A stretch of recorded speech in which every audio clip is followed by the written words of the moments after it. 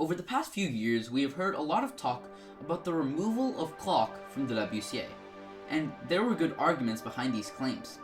For one, clock doesn't have much to do with other events in the WCA, as it's not quite a twisty puzzle.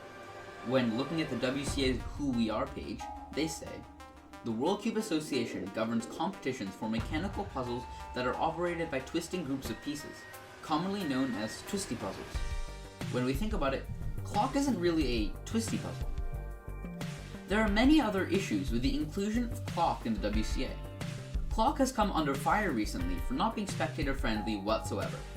Throughout the past few years, the cubing community have found many ways to help grow speed cubing and make it more spectator friendly. For example, many competitions have started to be live streamed on platforms like Twitch and YouTube. Top-down cameras looking down at the competitor's solve have also gained popularity over the past few years, making it extremely easy for spectators to view a solve from the competitor's point of view.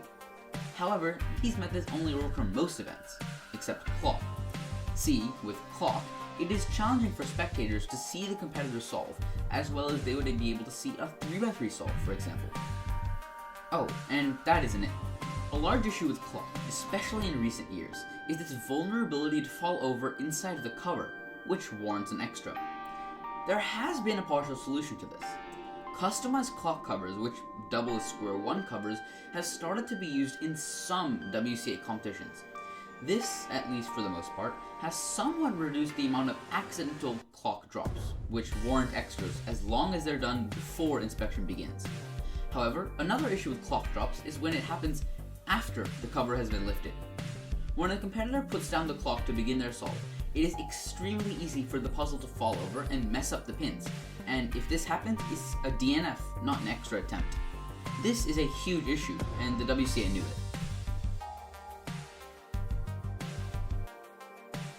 On December 14th, 2023, the WCA announced the revisions for the 2024 WCA regulations. Among these new changes was a massive change: allow competitors to push clock pins during inspection.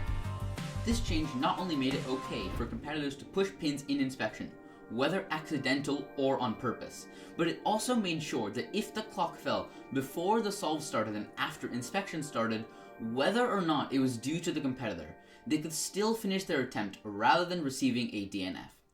While this was the main intention, many people in the speedcubing community had a feeling that because of this new rule, a ton of records and insane results would happen in quick succession.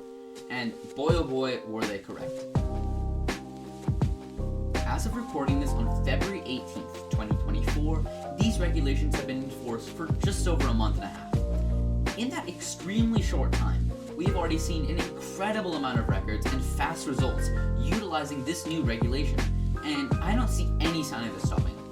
Here's every clock record broken so far in 2024 using this new regulation.